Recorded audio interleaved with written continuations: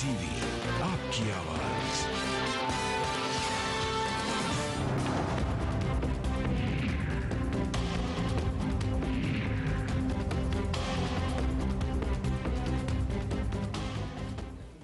तो गुजरात का महारण खत्म हो चुका है और अब हम आपको दिखाने जा रहे हैं इंडिया टीवी सी वोटर का एग्जिट पोल। एग्जिट पोल के मुताबिक नरेंद्र मोदी इस बार गुजरात में सत्ता की हैट्रिक लगाएंगे। जहां बीजेपी को 124 सीटें 182 में से मिलने का अनुमान लगाया जा रहा है, वहीं कांग्रेस को 54 सीटें मिल सकती हैं, अन्य के खाते में 4 सीटें जा सकती हैं। और आपको हम बता दें कि दोपहर 3 बजे तक जो मतदान हुआ था, ये उस पर आधारित एग्जिट पोल है। आपके सामने आज दोपहर 3 बजे तक जो वोटिंग प्रतिशत रहा, अगर उसके बिना पर एग्जिट पोल के नतीजे हम आपके सामने रखें तो ये हैं जो आपकी स्क्रीन पर आ रहे हैं। 182 में से 124 सीटें बीजेपी को, कांग्रेस को केवल 54 सीटें और अन्य को 4। यानी पिछली बार के बनिस्पत इस बार नरेंद्र मोदी आगे बढ़ते दिख रहे हैं। कांग्रेस पिछली बार की तुलना में 5 सीटें और कम होती नजर आ रही है। यशवंत देशमुख भी हमारे साथ जुड़ चुके हैं, चुनाव विश्लेषक। आपने ये एग्जिट पोल कराया। यशवंत, 3 बजे तक का एग्जिट पोल, पहले तो फर्क बता दीजिए कि 5 बजे तक वोटिंग होनी थी, या आपने 3 बजे तक के आंकड़े दिए अभी? ये 3 बजे तक के आंकड़े हैं सौरभ, क्योंकि आपको पता है कि पोलिंग खत्म होते होते समय लगता है। इनफैक्ट 5:30 बजे तक का जो 5 बजे तक का तो ऑफिशियल समय है, लेकिन दरअसल हकीकत यह है कि जो लाइनें इतनी लंबी होती हैं कि जो लोग लाइन में लगे हैं उन्हें चुनाव आयोग वोट डालने की अनुमति देता है, और कई कई सीटों पर 7-7 बजे तक एक्चुअली में वोटिंग होती है। इसलिए अभी भी लगातार वोटिंग भी चल रही है और कई जगहों पे एग्जिट पोल के आंकड़े भी हमारे फील्ड से आ रहे हैं। तो हम लोग 8 बजे के आसपास सारे आंकड़े जब आ जाएंगे तब एक बार और देखेंगे कि कहां पे क्या हो रहा है। लेकिन फिलहाल जो हमारे पास 3 बजे तक के आंकड़े थे, उसमें से ये आंकड़े अभी हम सामने लेके आ रहे हैं। 124 बीजेपी को, 54 कांग्रेस को, 4 अन्य को। जो मुख्य बात समझने की है, वो समझने की बात यह है कि अभी भी गुजरात में 36 सीटें ऐसी हैं टोटल मिला के, जहां पे 3% से कम का मार्जिन है, यानी 1.5% के स्विंग के ऊपर जो है मामला इधर से उधर होता है। इन 36 में से 22 सीटें कांग्रेस के खाते में हैं और 14 सीटें बीजेपी के खाते में हैं। यानी एक इसका अंदाजा आपको लग सकता है कि बड़ी तादाद में सीटें ऐसी हैं जहां क्लोज मार्जिन है। केशु भाई पटेल की पार्टी वो सीटें भले ही नहीं जीत पा रही हो, लेकिन उसने वोट सब्सटेंशियली पोल किए हैं। अभी फाइनल फिगर हम वोटों के भी आपको हम आधे घंटे बाद में देंगे सारे, और उससे यह लग रहा है कि उन्होंने बीजेपी को सौराष्ट्र में नुकसान जरूर पहुंचाया, लेकिन कहीं ना कहीं बढ़े हुए टर्नआउट में और युवा मतदाताओं के टर्नआउट ने नरेंद्र मोदी का नुकसान जो है वो कंपनसेट किया है। नॉर्थ गुजरात में और सेंट्रल गुजरात में सीनियर प्रवक्ता हैं, वरिष्ठ प्रवक्ता हैं बीजेपी के। जडेजा जी, अब ये शायद एक अच्छा नोट है आपसे बात करने का, क्योंकि जो 3 बजे तक का एग्जिट पोल यशवंत हमें दे रहे हैं, उसमें 124 सीटें आपके खाते में आ रही हैं, बीजेपी के खाते में। देखिए, हम तो प्रथम चरण से ही बोल रहे थे कि गुजरात में नरेंद्र मोदी की सरकार जो पहले थी 2007 में थी, उससे ज्यादा सीटें प्राप्त करके सरकार बनाएंगे, क्योंकि पिछले दिनों में जिस प्रकार से कांग्रेस ने प्रचार किया, उसके पास नेता नहीं थे, उसके पास मुद्दे नहीं थे, सिर्फ खोखले वादे थे। गुजरात में भाजपा की सरकार ने 11 साल, नरेंद्र मोदी की सरकार ने कार्य करके गुजरात के सर्वांगीण विकास के लिए कार्य किया है, और वही कार्य को अगले आने वाले 5 सालों तक भव्य गुजरात का निर्माण करने के लिए एक संकल्प पत्र हमने रखा है, और वो कार्य करने के लिए हम जा रहे हैं। चेतन रावल है हमारे साथ गुजरात से। चेतन, देखिए, ये एग्जिट पोल का पहला आंकड़ा है सामने, और इसमें तो आपके लिए बड़ा झटका ही इसको कहना पड़ेगा। 54 पर आपकी पार्टी गुजरात में सिमटती हुई दिख रही है। यशवंत जी और उनकी पूरी टीम के लिए मैं बड़े आदर रखता हूं, बहुत आदर रखता हूं। ऐसे एग्जिट पोल्स भारत में पहले भी बहुत आए हैं, और बहुत सारे एग्जिट पोल्स गलत भी साबित हुए हैं। मैं पूरी तरह से आश्वस्त हूं। जो मैंने प्रोग्राम की शुरुआत में कहा, ये डिबेट की शुरू में कहा कि ये जो वोटिंग हुआ है, ये वोटिंग एंग्विश है, ये लोगों का आक्रोश है, लोगों की समस्याएं, लोगों का काम। आपने कहा इतने वर्षों से होते हैं, यशवंत, आपने इसमें एरर ऑफ मार्जिन रखा है। देखिए, निश्चित तौर पर मार्जिन ऑफ एरर हर स्टैटिस्टिकल पोल का 3% होता है, और जैसा कि हम हर एग्जिट पोल और प्री पोल में दर्शकों को साफ तौर पे बताते हैं कि एग्जिट पोल में वोट शेयर मुख्य रूप से निकलता है और उसको आप सीटों में एक्स्ट्रापोलेट करते हैं। तो यहां पे मैं कहना चाहूंगा कि कांग्रेस और बीजेपी का जो गैप है हमारे एग्जिट पोल के मुताबिक तकरीबन 9% वोट का गैप है। पिछले चुनाव में ये 11% का था, उससे ये कम हुआ है, 2% कम हुआ है। और उसका साधारण सीधी सी बात है कि जो नुकसान हुआ है बीजेपी को 2% का या 3% का, वो सीधे सीधे जीपीपी के कारण हुआ है, केशव भाई की पार्टी के कारण। लेकिन ये गैप अभी भी इतना बड़ा है कि अगर हम 3% मार्जिन ऑफ एरर पूरा का पूरा बीजेपी के अगेंस्ट और पूरा का पूरा कांग्रेस के पक्ष में भी डालें तो भी उसमें लीड बीजेपी की आती है। इसलिए एक चीज और भी होगी, ये आपने 3 बजे का दिया है, उस समय तक अंदाजा नहीं था कि 71% 72% हो सकता है। मान लीजिए कि अगर 72% है तो क्या ये मान सकते हैं कि 124 की जगह ये फिगर 130 तक जा सकती है? सिंह साहब, मैंने आपको बोला कि 36 सीटें ऐसी हैं जिसमें कि मार्जिन बहुत कम है और उसमें मेजॉरिटी फिगर जो है वो कांग्रेस का है। मेरे लिए जो चिंता का विषय है वो ये कि अगर ये टर्नआउट बहुत ज्यादा बढ़ता है, हिस्टोरिक हाई पे जाता है, तो उसमें एक बहुत बड़ा कंपोनेंट यूथ वोटर का होगा। और हमारे एग्जिट पोल के आंकड़े दिखा रहे हैं कि यूथ वोटर जो है वो डिसाइसिवली वो बीजेपी के फेवर में पड़ा है, खासतौर पे अर्बन यूथ जो है वो डिसाइसिवली पड़ा है। ऐसी स्थिति में जैसा कि आप जानते हैं कि जब वन वे ट्रैफिक एक तरह से शुरू होता है तो क्लोजर सीट्स अक्सर जो है विनिंग टीम की ओर गिरनी शुरू होती हैं। ये हमने इनफैक्ट यूपी में भी देखा, जहां तितरफा मुकाबला था, अंत तक आते आते सीटें एक तरफ टपकने लगी, जबकि यूपी में मार्जिन केवल 2% वोट का था, यहां मार्जिन तकरीबन 8% का या 9% का बन रहा है। तो स्वाभाविक सी बात है कि इसमें मार्जिनल सीट्स जहां जहां पे भी जीपीपी बीजेपी के वोट काटेगी वहां पे हो सकता है कि कांग्रेस की कुछ सीटें बढ़ जाएं, जहां जहां पे जीपीपी दोनों के वोट काटेगी हो सकता है बीजेपी के बढ़ जाएं, लेकिन रिवर्स गियर लगना मुश्किल है। किरीट सुबैया हमारे साथ हैं। किरीट, आपके लिए अच्छी खबर आ रही है, यशवंत का एग्जिट पोल आपको 124 सीटें दे रहा है, लेकिन उन्होंने कहा कि 36 सीटों पर बहुत कड़ा मुकाबला है, यानी ये 36 का जो आंकड़ा है काफी बड़ा है, इधर का उधर भी कर सकता है। तो मैं लगभग 1 महीना गुजरात में रहा और आपको यह कह सकता हूं कि पूरे गुजरात में नरेंद्र मोदी की आंधी रही है। ये जो एरर वाली जो बात है ना, वो बीजेपी की सीट बढ़ाएगी। इतना हाई परसेंटेज जो पोलिंग हुआ है, वास्तव में गुजरात की जनता ने मुख्यमंत्री नहीं प्रधानमंत्री नरेंद्र मोदी बने, इसके लिए इतना हेवी मतदान किया है। आंधी दिखाई क्यों नहीं दी? वहां पे जो लोग गए थे उनको आंधी दिखाई क्यों नहीं दी?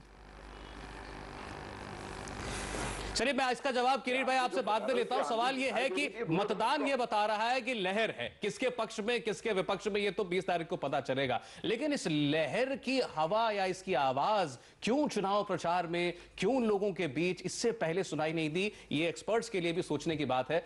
लेकिन इस पर हम बात करेंगे आगे, आपको बताते जाएं। 6 बजे आपको हम दिखाने जा रहे हैं गुजरात की एक एक सीट का अनुमान, 6:30 बजे हिमाचल का एग्जिट पोल, 7 बजे गुजरात का पूरा फैसला लाइव, 8 बजे मोदी के भाग्य की भविष्यवाणी और 9 बजे एग्जिट पोल की फाइनल तस्वीर।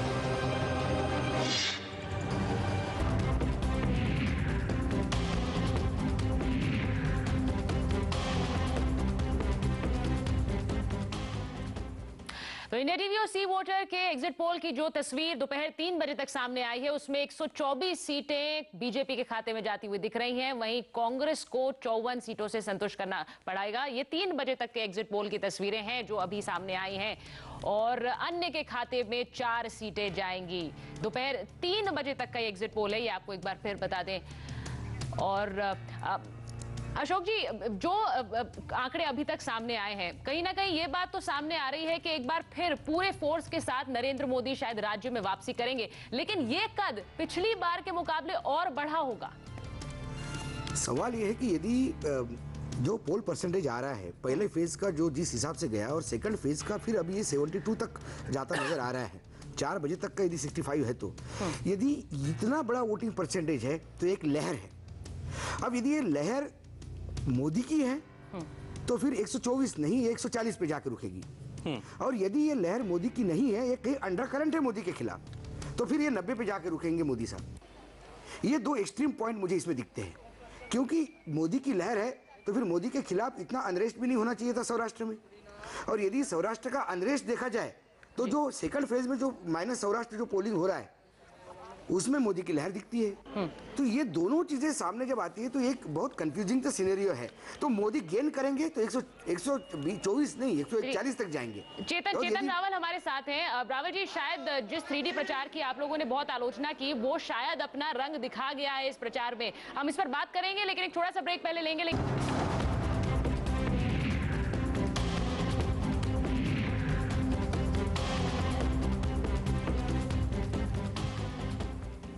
दोपहर 3 बजे तक के वोटिंग के बाद एग्जिट पोल के नतीजे बताते हैं कि गुजरात में एक बार फिर जोरदार वापसी करने वाले हैं नरेंद्र मोदी। 124 सीटों के साथ 182 में से। कांग्रेस लीडर गुजरात के चेतन रावल हमारे साथ हैं। किरीट सोमैया मुंबई से चेतन हमारे साथ जुड़े। उन्होंने थोड़ी देर पहले ये कहा कि उनको जो लहर आपको दिखती है अपने पक्ष में, उनको नरेंद्र मोदी के पक्ष में दिखती है। आपसे लोग ये सवाल पूछते हैं कि आपके कैंपेन में वो जोर नहीं था। सोनिया गांधी, राहुल गांधी आखिरी हफ्ते में प्रचार करने आए। नरेंद्र मोदी ने एक दिन में 19 सभाएं की हैं। अगर ये लहर होगी तो उनके पक्ष में होगी, आपके पक्ष में नहीं होगी, ये एक आर्गुमेंट दिया जाता है। देखिए, आर्गुमेंट देने के लिए तो हमारे में एक कहावत है कि तुंडे तुंडे मतिर भिन्ना। आप आर्गुमेंट के लिए तो कोई भी बंदा कुछ भी कह सकता है। हकीकत यह है जो अशोक जी ने कहा, अशोक जी की बात से मैं सहमत हो सकता हूं। अशोक जी ने बहुत अच्छा मुद्दा कहा कि अगर लहर होती, या तो है, ये जो अगर है ना, ये बहुत बड़ा शब्द है, लेकिन वो अगर नहीं है जी। अगर वो लहर होती तो आपको पहले दिन से दिखनी चाहिए थी। भाजपा वाले जो हड़बड़ा गए थे, जो मंत्रियों को या तो मतलब विधायकों को नो रिपीट की थियरी में मानने वाले हमारे मुख्यमंत्री श्री नरेंद्र मोदी जी, उन्होंने एक को भी ड्रॉप नहीं किया। चलिए देखिए, जैसा अंडर करंट था, और जैसा हमने पहले कहा कि एग्जिट पोल के नतीजे अनुमान ही होते हैं। यशवंत ने यह भी कहा कि वो वोट प्रतिशत का जो भी गैप होगा आप में और बीजेपी में, उस पर तो वो गारंटी ले सकते हैं, सीटों पर फर्क पड़ता है। चेतन जी, वो नहीं, ठीक है, सवाल है कि वहां पे इश्यूज बहुत थे। अशोक जी, मुझे ब्रेक लेना है। बहुत मिसरूल के इश्यूज है, लेकिन कांग्रेस उसको ला नहीं पाई। चलिए, मैं ब्रेक के बाद आता हूं, ब्रेक के बाद आता हूं। नरेंद्र मोदी के लिए यानी कि बीजेपी के लिए 46% वोट पड़ा है, वहीं कांग्रेस के लिए 37% और अन्य के लिए 17% वोट। बीजेपी लीडर भावना दवे इस वक्त हमारे साथ हैं। भावना, आपके लिए अच्छी खबर है, लेकिन ये आंकड़े 3 बजे तक के हैं। ये देखना बाकी है कि 3 बजे के बाद जो अनुमानित वोटिंग प्रतिशत बढ़ने की बात कही जा रही है, उसका आपको लाभ मिलता है या नुकसान। लेकिन फिलहाल 124 आपके पास।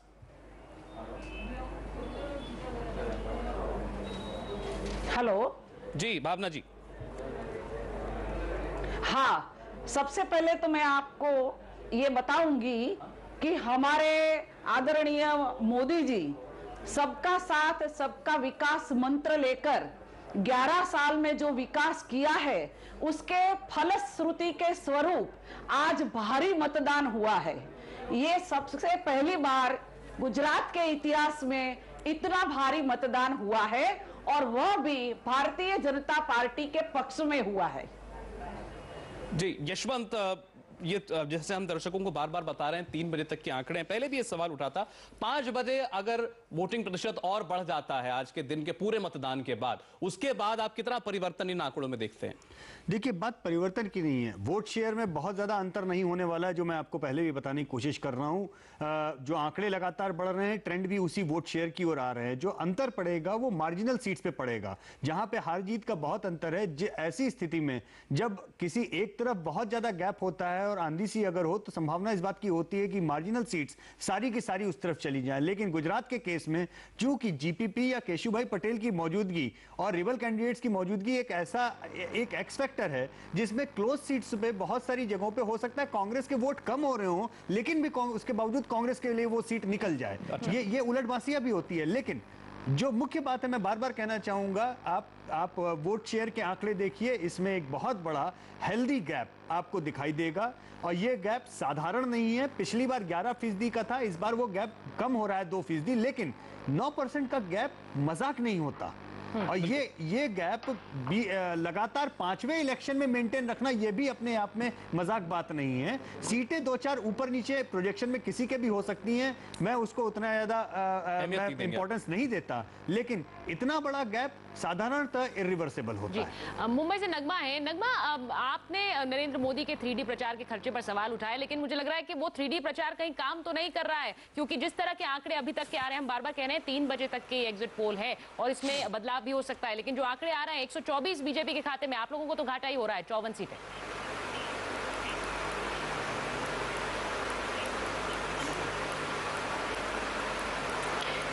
देखिए, इसके लिए मैं एक ही बात कहना चाहूंगी कि एग्जिट पोल के जो आंकड़े होते हैं वो हमेशा बिल्कुल सही नहीं होते, 100% उसको माना नहीं जा सकता।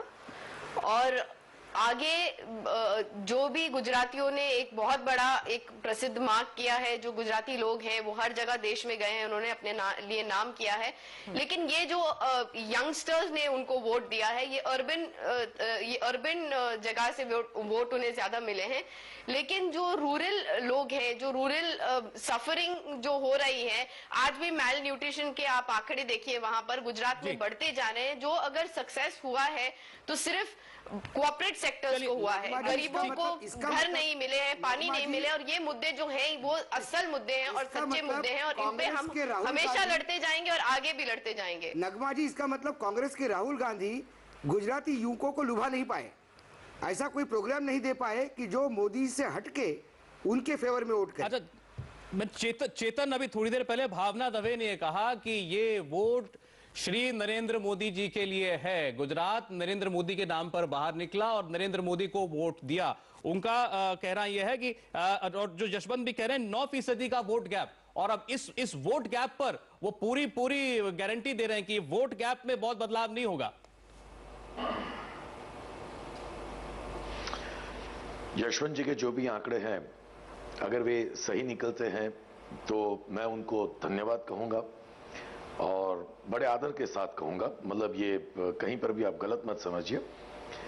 रह गई बात भावना जी की, तो भावना जी हो या किरीट जी हो या जाडेजा जी हो या कोई भी हो, अगर उनकी बात से आप नरेंद्र मोदी निकाल दे, मुख्यमंत्री नरेंद्र मोदी, तो मैं मानता हूं कि भाजपा के किसी भी नेता, किसी भी मित्र, उनकी जो भी बात होगी उसमें से 60% चीजें निकल जाएगी। ये जो भक्ति होती है ना, उसकी ये चरम सीमा है। चेतन जी, भक्ति की बात कांग्रेस पार्टी कर रही है, इसमें ही है व्यक्ति पूजा, परिवारवाद, तो कांग्रेस में I am ready to answer.